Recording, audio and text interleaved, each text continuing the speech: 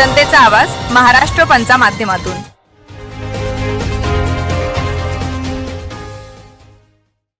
नमस्कार, महाराष्ट्र पंच न्यूज मध्ये आपलं स्वागत आहे। मी नाजिम सिद्दीकी। पाहूया शहरातील ताज्या घडामोडी। इथे जोडलेले आहेत। यानंतर मुख्य सत्कार समारंभ सर्व मंचावरील मान्यवरांच्या हस्ते होणार आहे। डॉक्टर भीमराव हत्ती आंबेरे सर, अध्यक्ष संबोधी अकादमी परभणी, ज्यांना कालच्या 14 एप्रिल 2026 रोजी भारतरत्न विश्वरत्न डॉक्टर बाबासाहेब आंबेडकरांच्या जयंतीच्या दिवशी त्यांच्या जन्मगावी महू या ठिकाणी भीमरत्न पुरस्कार प्राप्त झालेला आहे। या भीमरत्न पुरस्कार विजेते आमच्या विजयरावजी गव्हाणे साहेबांचे जवळचे मित्र या आदरणीय डॉक्टर भीमराव हत्ती आंबेरे सर यांचा या ठिकाणी दोहड शाल, सन्मान चिन्ह आणि पुष्प गुच्छ देऊन यथोचित सत्कार होत आहे। विचारपीठावरील सर्व मान्यवरांना, कार्यक्रमाचे अध्यक्ष, प्रमुख व्याख्याते आणि सर्व आदरणीय विजयरावजी गव्हाणे साहेब आणि सर्व मान्यवर या ठिकाणी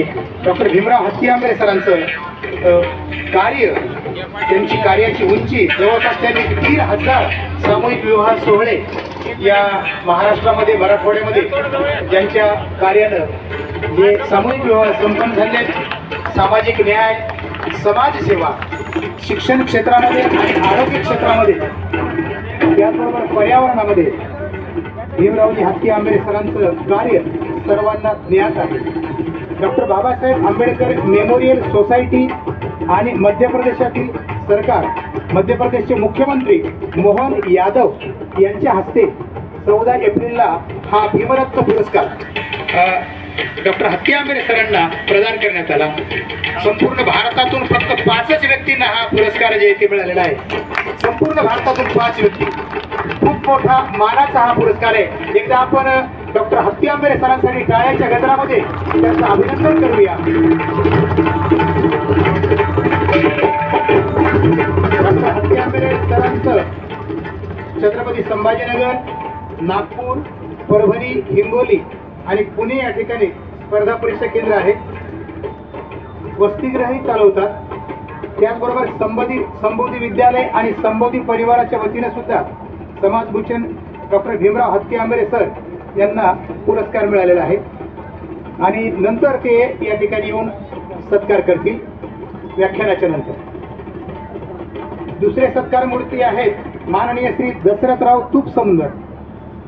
दशरथराव तूप सुंदर हे राष्ट्रवादी काँग्रेस शरद पवार गटाचे प्रदेश उपाध्यक्ष आहेत आणि लंडन येथील केम्ब्रिज विद्यापीठामध्ये त्यांना मानद डॉक्टरेट ही पदवी त्या विद्यापीठानं बहाल केली। कोल्हापूर या ठिकाणी हा पदवीदान समारंभ आयोजित करण्यात आला होता। श्री दशरथराव तूप समंदर यांचा शाल, श्रीफळ आणि सन्मान चिन्ह देऊन बापूसाहेब, श्री दुधगावकर साहेब, आदरणीय इंद्रजित भालेराव सर आणि आदरणीय गव्हाणे साहेब तथा गव्हाणे परिवाराच्या वतीनं अजयरावजी गव्हाणे साहेब सत्कार करत आहेत। यानंतर या महात्मा फुले विद्यालयामधून सेवानिवृत्त झालेले रमेश वानेर सर, आपणास विनंती, आपण विचारमंचावर यायचे। आदरणीय प्राथमिकचे मुख्याध्यापक कैलासरावजी लोणसरे सर, आपणास विनंती, आपण विचारमंचावर यायचे। सर्व सन्मानित शिक्षक ज्यांचे मी नावं घेतले, Tarote sir, Alat sir, Tonchire sir, Shinde sir, आपण देखील विचारमंचावर यायचे। हे सुद्धा भीमरावजी हत्ती आंबेरे सरांचा सत्कार करत आहेत। महात्मा फुले विद्यालयाचे संचालक लिंबाजी माननीय विजयरावजी गव्हाणे साहेब, माजी आमदार माननीय गजाननरावजी गव्हाणे सर,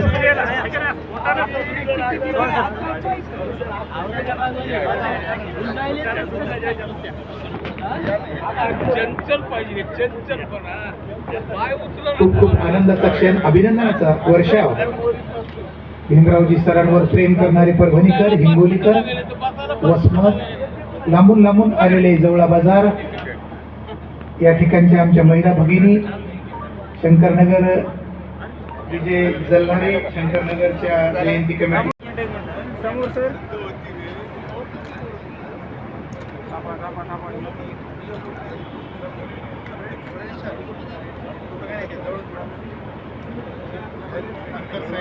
एक मिनिट घ्या। महात्मा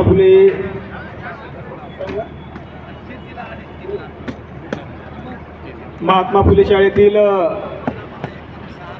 शिक्षक ज्यांनी आताच्या टी व CTET परीक्षा उत्तीर्ण केलेल्या आहेत. हो.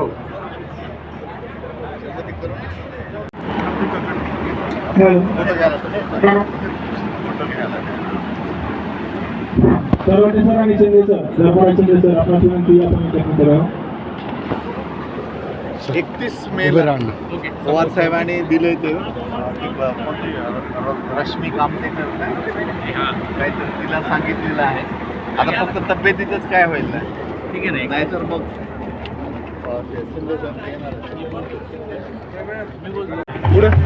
630970.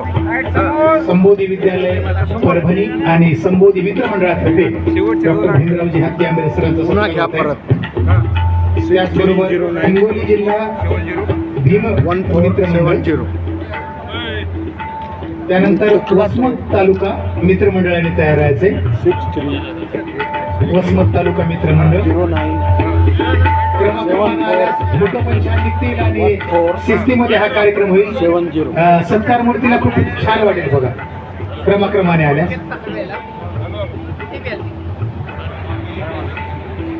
वसमत मित्रमंडळाच्या नंतर जवळा बाजार मित्रमंडळ त्यांनी देखील तयार राहायचे.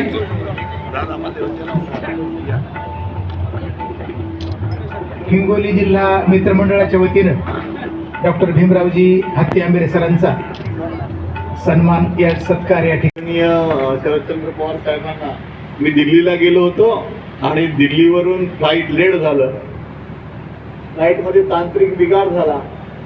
मी शोधत होतो तिथं अजितदादा सर कोणी आहे का.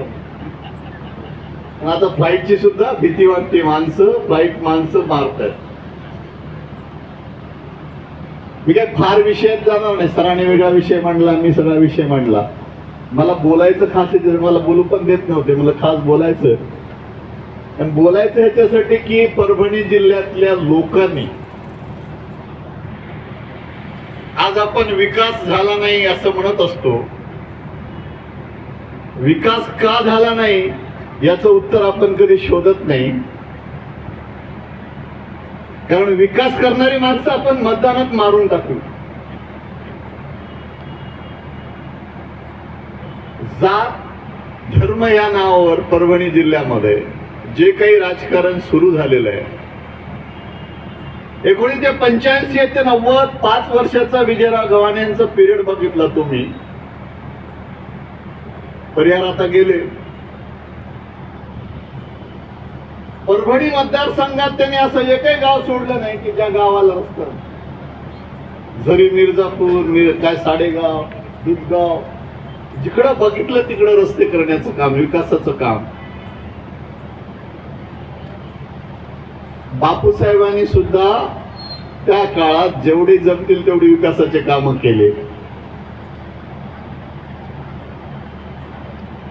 रावसाहेबजी जामकर साहेब आज हयात नाहीत. त्यांनी प्रभावती सूतगिरणी अत्यंत चांगली चालू केली.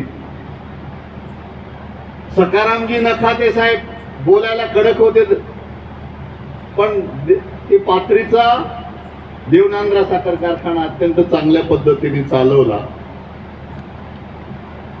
लिंबाजीराव दुधगावकर साहेब आज हयात नाहीत. लिंबाजीराव दुधगावकर साहेबांनी बापू पारवेने DCC बँक कायम नफ्यात आणली. म्हणजे चांगलं करणाऱ्या माणसाला पाडून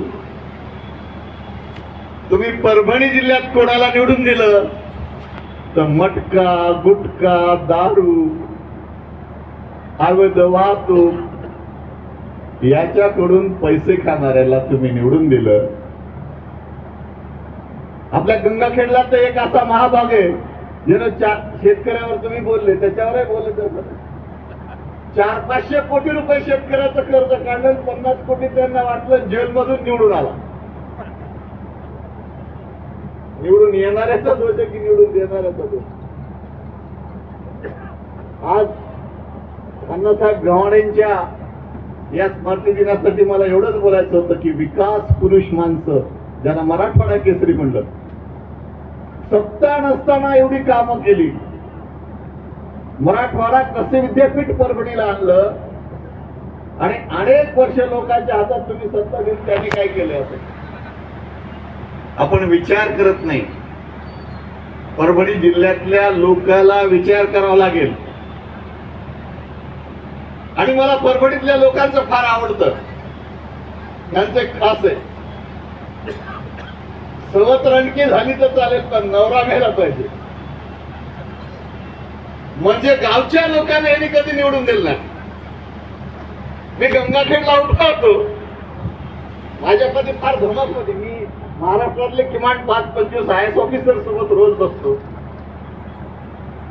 तिथं मुंबईवरून आणले घनदाट आणि मामा आणि बापूसाहेबाला, गव्हाणे साहेबाला किंवा परभणी गंगाखेड पालमचे माणसं असतील तर लोह्याला एक वेळा होता आणि ते धीर मामा म्हणायचा. धीर मामा म्हणजे गंगाखेड बरोबर आहे ना. एक तर गंगाखेड मतदारसंघातल्या लोकांची अवस्था धीर मामा करून भिकारी बनवण्याचं काम त्या सीताराम घनदाटनी केलं.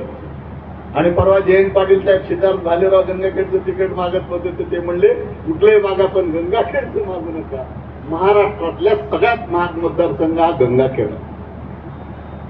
त्याच्यामुळे मित्र तुम्ही जाणतेच म्हणून मी 5 मिनिटं घेतले. आपल्याला काहीतरी विजयरावजी म्हणाले की नव्याने उभं करायचं. नव्याने काय उभं करणार आहे? ते सगळे लोक आज या शहरामध्ये मटकेवाल्याचे, खुनी लोकांचे, दरोडेखोरांचे, ज्यांनी काय म्हणायचे हप्तेखोरी केले अशा लोकांचे वाढदिवस, अशा लोकांचे पुण्यस्मृती साजरा होतात.